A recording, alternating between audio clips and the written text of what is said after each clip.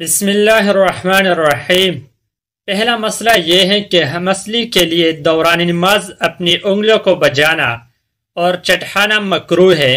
کیونکہ آپ صلی اللہ علیہ وسلم نے حضرت علی رضی اللہ عنہ کو اس سے منع فرمایا تھا۔ کتاب میں حدیث کے جو الفاظ مذکور ہے یہ بعینہ یہی الفاظ ابن ماجہ میں حضرت علی رضی اللہ عنہ کے حوالے سے مذکور اور موجود ہے۔ دوسرا مسئلہ یہ ہے کہ مسلی کے لیے تسحر اور اختصار بھی مکروہ ہے، کیونکہ آپ صلی اللہ علیہ وسلم نے اس سے بھی منع فرمایا ہے۔ چنانچہ ابن ماجہ کے علاوہ بیشتر محدثین نے حضرت ابو ہریرہ رضی اللہ عنہ کے حوالے سے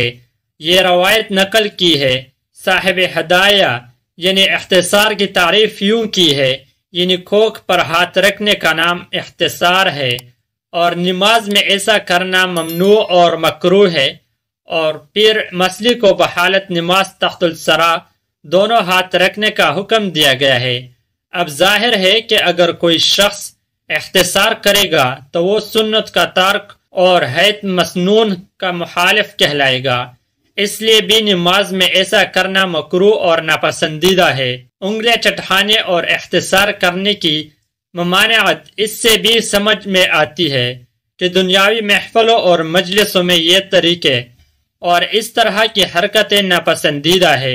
لہذا مالک الملک اور احکم الحاکمین کے دربار میں اور پھر اس سے مناجات کی حالت میں آخر کس طرح ان کی اجازت دی جا سکتی ہے۔ ترجمہ اور مسلی ادھر ادھر التفات نہ کرے، اس لیے کہ آپ صلی اللہ علیہ وسلم کا ارشاد گرامی ہے، اگر مسلی جان لے کہ کس کے ساتھ مناجات کر رہا ہے تو التفات نہ کرے، اور اگر مسلی اپنی گردن گھمائے بغیر اپنے آنکھ کے کنارے سے دائیں بائیں طرف دیکھ لے تو مکروہ نہیں ہے، اس لیے کہ آپ صلی اللہ علیہ وسلم نماز میں کوشیہ چشم سے اپنے ساتھیوں کو دیکھا کرتے تھے۔ نماز میں ادھر ادھر متوجہ ہونے کا بیان۔ صورت مسئلہ یہ ہے کہ نماز پڑھنے والا دوران نماز ادھر ادھر نہ دیکھے، کیونکہ وہ نماز میں اللہ رب العزت سے مناجات کرتا ہے، اور اس صورتحال میں بے التفاتی عدم توجہ کی دلیل ہوگی جو کسی بھی طرح زیب نہیں ہے۔ خود آپ صلی اللہ علیہ وسلم کا ارشاد گرامی ہے کہ اگر مسلی کو یہ معلوم ہو جائے، یعنی اسے اس چیز کا احساس ہو جائے کہ وہ کس ذات والا صفات سے مناجات کر رہا ہے، تو التفات و درکنار التفات کے حوالے سے وہ سوچ بھی نہیں سکتا، کیونکہ جب تک بندہ مومن کامل توجہ سے نماز میں مشغول رہتا ہے، مسلسل اس پر اللہ کی رحمت سایہ فگن رہتی ہے، لیکن جیسے ہی وہ نماز سے اپنی توجہ ہٹا لیتا ہے، رحمت خداوندی بھی اس سے منہ موڑ لیتی ہے۔ حضرت ابو ذر رضی اللہ عنہ سے مروی ہے کہ آپ صلی اللہ علیہ وسلم نے فرمایا، اس کا حاصل یہ ہے کہ اگر نماز میں التفات کرنا بہت ضروری ہو اور کسی وجہ سے بدو التفات کے خشوع اور حضوع کے متاثر ہونے کا اندیشہ ہو تو اس صورت میں گن آنکھوں سے دیکھنے کی اجازت ہے، بشرطیہ یہ کہ گردن قبلہ کی طرف سے منحرف نہ ہو، کیونکہ آپ صلی اللہ علیہ وسلم دوران نماز کن آنکھوں سے حضرات صحابہ کو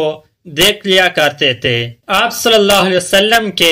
اس طرز عمل سے اتنا ثابت تو ہے، مگر یہ بات پیش نظر رہے کہ اس طرح دیکھنے میں قبلہ سے انحراف نہ ہونے پائے، کیونکہ معمولی انحراف بھی نماز کو مکروہ کر دیتا ہے، اور اگر زیادہ ہو تو مفسد صلاح ہے۔ ترجمہ اور مسلی کتے کی بیٹک نہ بیٹھے اور نہ اپنے بازو کو بچائے، اس لیے کہ ابو ذر رضی اللہ عنہ کا ارشاد گرامی ہے کہ مجھے میرے خلیل علیہ السلام نے